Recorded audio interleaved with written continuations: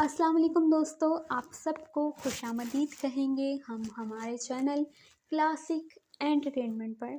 मैं हूं रमशा ख़ान और मैं आप लोगों के लिए लेकर आती हूं नित नए मज़े मज़े के नॉवेल्स। तो आज भी एक नए नॉवल के साथ मैं हाज़िर हुई हूं और ये नॉवल यकीनन आप लोगों के लिए सरप्राइज़ होगा, क्योंकि आप लोगों ने बिल्कुल भी नहीं सोचा होगा कि दिल बेखबर से पहले पहले आपको कोई और नॉवल भी पढ़ने को मिल सकेगा। लेकिन आप लोगों की काफ़ी अरसे से जो है फ़रमाइशें आ रही थी, आप लोग डिमांड कर रहे थे कि कोई रोमांटिक सा नया नॉवल स्टार्ट किया जाए यूट्यूब पर। तो फिर हमने सोचा क्यों ना आप लोगों के लिए सरप्राइज़ नॉवल जो है वो लेकर आए हम लोग। तो फिर हमने सोचा और उस पर अमल कर डाला और आज फाइनली हम हाजिर हैं सरप्राइज़ नॉवल के साथ। और मुझे उम्मीद है कि आप लोगों को ये सरप्राइज़ बहुत ज़्यादा पसंद आएगा और आप लोग इस नॉवल को बहुत ज़्यादा इंजॉय करने वाले हैं। और वैसे भी फरवरी का महीना चल रहा है, फरवरी खूबसूरत लोगों का महीना, और माँ बदौलत की जो है सालगिरह भी आती है फरवरी में। तो हमने सोचा इस फरवरी के महीने को और ज़्यादा ख़ास बनाते हैं और आप लोगों के लिए सरप्राइज़ नॉवल जो है वो लेकर आते हैं। दिले बेखबर 12 फरवरी से स्टार्ट होगा, लेकिन उससे पहले पहले आज हम एक नया नॉवल आप लोगों के लिए स्टार्ट करने जा रहे हैं। अब वो नया नॉवल कौन सा है ये मैं आपको बताती हूँ। जी जनाब, तो सरप्राइज़ नॉवल जो हम आप लोगों के लिए लेकर आए हैं उसका नाम है अपना बना ले। अपना बना ले जो सीमा शाहिद की ई बुक है, वो इस नावल को ई बुक के लिए लिख रही थी, लेकिन फिर हम सबकी फरमाइश पर जो है उन्होंने इस नावल को यूट्यूब पर देने का इरादा किया है। और फिर हम लोग हाजिर हो गए आप लोगों के लिए नावल लेकर यूट्यूब पर। अब आप लोगों ने इस पर अच्छा सा रिस्पांस देना है, क्योंकि अगर आप लोगों ने अच्छा सा रिस्पांस नहीं दिया तो हम इस नावल को फिर ई बुक में दे देंगे। फिर शिकायत मत कीजिएगा आप लोग, ठीक है। तो नावल को शुरू करते हैं, मगर इससे पहले चंद ज़रूरी बातें। ये नावल आपको हफ्ते में 4 दिन पढ़ने को मिलेगा, फ्राइडे, सैटरडे, संडे, मंडे। और अगर आप लोग नावल पे अच्छा रिस्पांस देते हैं तो हो सकता है ट्यूसडे को आप लोगों को इसकी सरप्राइज एपिसोड भी मिल जाए। लेकिन ये सब होगा आपके अच्छे से रिस्पांस पर। अगर आप लोग अच्छा रिस्पांस देंगे तो सरप्राइज एपिसोड मिलेगी, वरना गंदे बच्चों को कोई गिफ्ट नहीं मिलता होता, कोई सरप्राइज नहीं मिलता होता, ठीक है। तो आप लोगों ने अच्छा सा रिस्पांस देना है। हर वीडियो पे 5 के व्यूज़ होने चाहिए, 200 लाइक्स होने चाहिए, वरना फिर हम लोग आप लोगों के लिए नावल की एपिसोड जो है वो बहुत लेट लेट लेकर आएंगे। और फिर आप लोग हमसे शिकायत मत कीजिएगा जनाब कि नावल बहुत लेट देते हैं आप लोग, हम लोग इंतज़ार करते रहते हैं ये वो। क्योंकि मैंने आप लोगों से अब कह दिया है कि नावल हमने एडवांस में जो है सीमा शाहिद ने लिखा हुआ है, बस सिर्फ आप लोगों के लिए अपलोड करना है। तो अपलोड तब होगा जब आप लोग अच्छा रिस्पांस देंगे। जब आप लोग अच्छा रिस्पांस ही नहीं देते तो फिर हमारा दिल ही नहीं करता कि हम वीडियो बनाएं, वॉइस ओवर करें, नावल लिखें, क्योंकि मज़ा ही नहीं आता भाई। अच्छा, बहुत बातें हो गई, बहुत कुछ जो है मैंने आप लोगों के कान खा लिए और बहुत बातें कर ली। अब बढ़ते हैं फाइनली नावल की जानिब। दिल बेखबर ये कहानी है एक अरबिक गर्ल की और टर्किश बॉय की, और वो दोनों आपस में कैसे मिलेंगे ये सब आप लोगों को नावल पढ़ने के बाद पता चलेगा। तो एपिसोड स्टार्ट करते हैं, मगर उससे पहले एक छोटी सी रिक्वेस्ट करूँगी कि जल्दी से जाके हमारी वीडियो को लाइक कर लीजिए, चैनल को सब्सक्राइब कर लीजिए और साथ में घंटी का जो बटन है उसको लाजमी जो है दबाइएगा, ताकि हमारे चैनल पर अपलोड होने वाला हर नावल आपको सबसे पहले पढ़ने को मिल सके। सो फाइनली मैं शुरू करने जा रही हूँ नावल अपना बना ले, written by Seema Shahid, episode 1।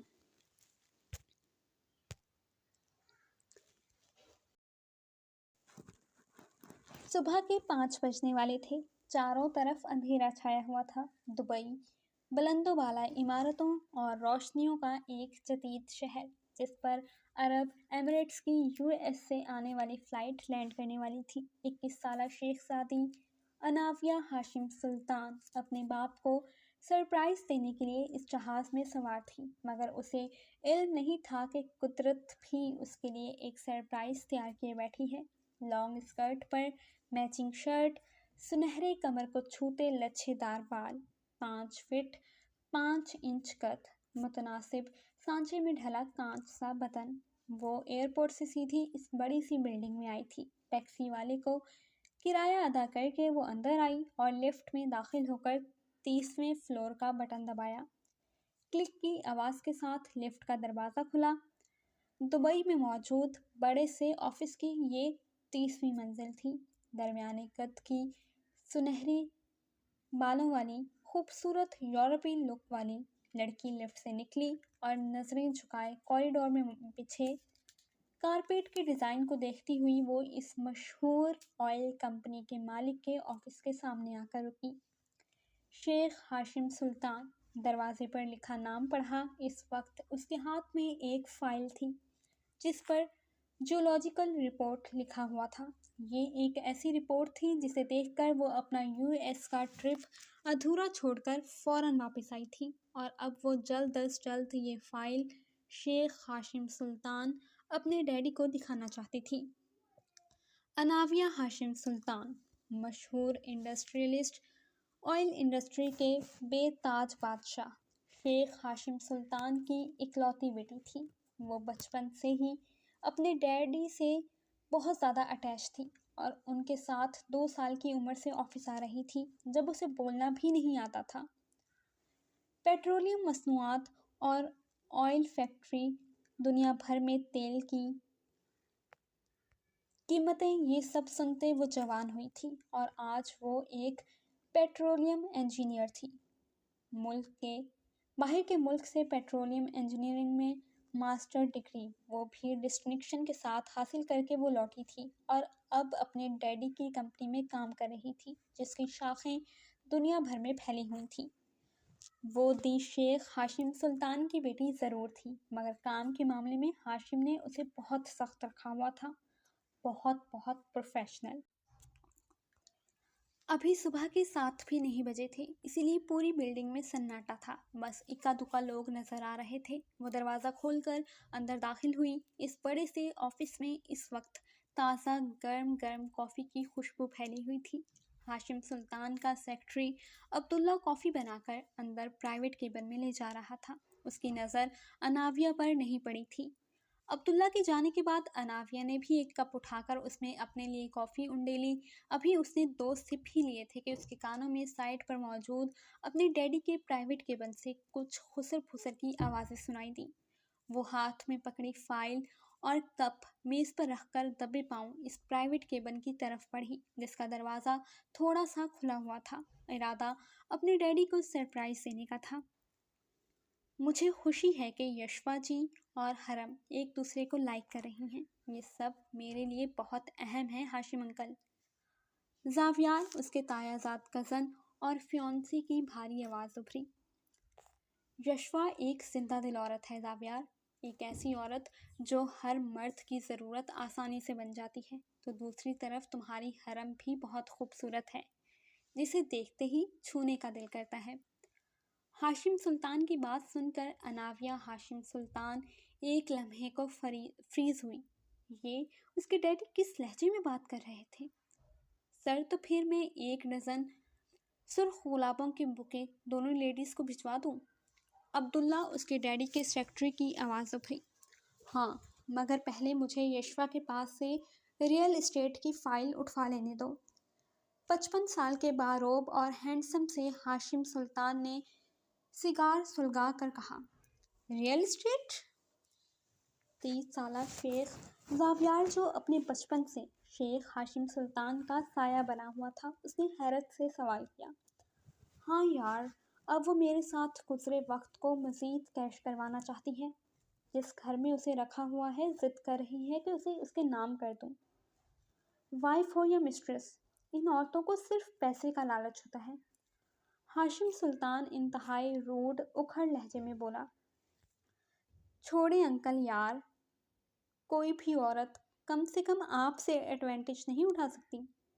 भूल गए आप बासमा आंटी ने आपकी कितनी मिन्नत समाजत की थी, पर क्या मिला उस बेचारी को? जावियार हंसा, पर उसकी बात सुनकर दरवाजे की ओट में खड़ी अनाविया को शौक लगा था। बासमा उसकी माँ का नाम था, जिसे उसने 7 साल से नहीं देखा था। बासमा? सिगार का गहरा कश लगाकर बड़े तनफ़ुर से हाशिम सुल्तान ने अपनी एक्स वाइफ का नाम लिया। आपका और बासमा आंटी का डाइवोर्स सेटलमेंट भूल गए? वो बेचारी बिना कुछ कहे अलग हो गई थी। जावियार ने याद दिलाया। बेचारी? शेख हाशिम सुल्तान ने अपने चहीते भतीजे को घूरा तो वो मुस्कुराया। जानता हूँ, वो बेचारी एक खतीर रकम, 2 घर और काफ़ी प्रॉपर्टी जेवरात अपने नाम करवाकर अलग हुई थी, मगर आपने भी तो कुछ कम नहीं किया। भूल गए अपनी शर्त कि वो कभी भी अनाविया की ज़िंदगी में वापस नहीं आएंगी, उससे कभी भी नहीं मिलेंगी। जावियार और शेख हाशिम पुरानी बातें कर रहे थे, जो आज पहली बार अनाविया को पता चल रही थी। वो अपना सांस रोके हुए ये सब सुन रही थी, शॉक्ड थी। दुनिया बहुत ख़राब हो चुकी है जावियार, और जानते हो, अगर बासमा ने कभी भी अनाविया से मिलने या राब्ता करने की कोशिश की तो मैं उसे और उसके बैरिस्टर शौहर को मसल कर रख दूंगा। सारी ज़िंदगी जेल में गुजारेंगे। इतने केस ठोक दूंगा उन पर कि उनके लिए निकलना नामुमकिन हो जाएगा। शेख हाशिम सुल्तान को दुनिया सलाम करती है। यहाँ का कानून शेख हाशिम सुल्तान का ग़ुलाम है। शेख हाशिम सुल्तान बड़े करोफर, बड़े फ़ख्र से गर्दन अकड़ा कर बोला। वैसे चाचू, मान गए आपको। आपने दुनिया के सामने ये जाहिर किया कि बासमा आंटी आपको उस बैरिस्टर जैदी के लिए छोड़ गई, मगर सच तो यही है कि उनको आपके यशवा के साथ नाजायज़ ताल्लुकात का पता चल चुका था, और यही वजह बनी डाइवोर्स की। 30 साला शेख जावियार सुल्तान इस दुनिया में वाहिद आदमी था जो अपने चचा शेख हाशिम सुल्तान को आईना दिखा सकता था कि वो दोनों चचा भतीजे एक जैसे थे, आदतन भी और मिजाजन भी। वैसे भतीजे, अगर कभी अनाविया को तुम्हारे और हरम के ताल्लुकात का पता चल गया तो? अनाविया दरवाजे के पीछे खड़ी हद दर्जा शौक से अपने सगे बाप और फ्यांसी का ये मकरू रूप देख और सुन रही थी। मैं किसी भी कीमत पर हरम को नहीं छोड़ सकता। वो मेरा नशा है चचा, और ना ही मैं अनाविया को छोड़ सकता हूँ। तो उसे पता चल भी जाए तो वो कुछ नहीं कर सकेगी। और वैसे भी हरम में बांदियाँ तो हम अरब सदियों से रखते आ रहे हैं, इसमें नया क्या है? शेख जावियार 2 टोक अंदाज में बोला। मतलब तुम अनाविया को छोड़कर इस ऑयल बिजनेस के उन तमाम शेयर से हाथ नहीं धोना चाहते जो मैं तुम्हारे नाम उस रोज़ करूँगा जिस दिन तुम मेरी बेटी से शादी करोगे। शेख हाशिम सुल्तान ने तंज किया और अनाविया नफ़ी में सर हिलाती हुई आंखों में आंसू लिए 2 कदम पीछे हटी। चचा, आप खुद ये बात कई बार कह चुके हैं कि आपकी बेटी एक मशीन, एक रिबोट है। उसका दिमाग किसी कंप्यूटर की तरह चलता है। वो सिर्फ बिजनेस और काम करना जानती है। उसके जज्बात बहुत सर्द हैं। जावियार ठिठाई से बोला। तो? शेख हाशिम सुल्तान ने उसे घूरा। जितना तुम औरतों के साथ रहते हो, अब इतना एक्सपर्ट तो हो ही गए होगे कि अनाविया जैसी बर्फ लड़की को अपने प्यार से पिघला सको। नहीं चचा, ये नामुमकिन है। वो सिर्फ काम करना जानती है। उसी की वजह से और उसके नित नए आइडियाज़ से आप और अमीर तरीन होते जा रहे हैं। चचा यार, वो हाथ तक तो पकड़ने देती नहीं है। जावियार बोलते बोलते झुंझलाया। हम आला नस्ल अरबी शेख हैं।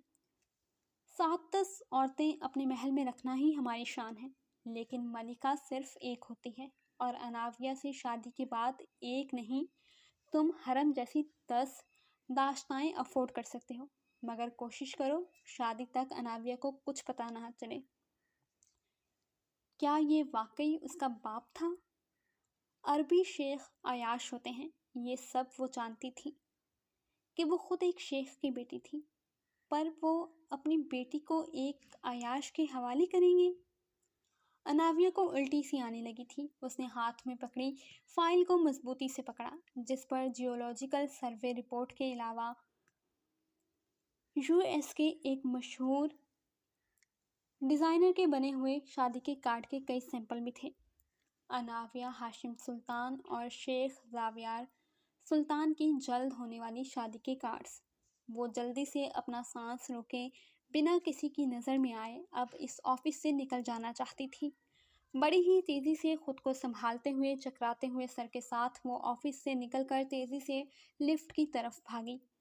लिफ्ट में दाखिल होकर ग्राउंड फ्लोर का बटन दबाकर वो अपनी सिसकियां रोकने लगी। इन 15 मिनट्स में, सिर्फ 15 मिनट्स में उसकी ज़िंदगी तैहो बाला होकर रह गई थी। 7 साल पहले उसके माँ बाप की डाइवोर्स हुई थी और आज अब उसे लग रहा था कि गुज़िश्ता 7 साल से वो एक छोटी ज़िंदगी गुजार रही थी।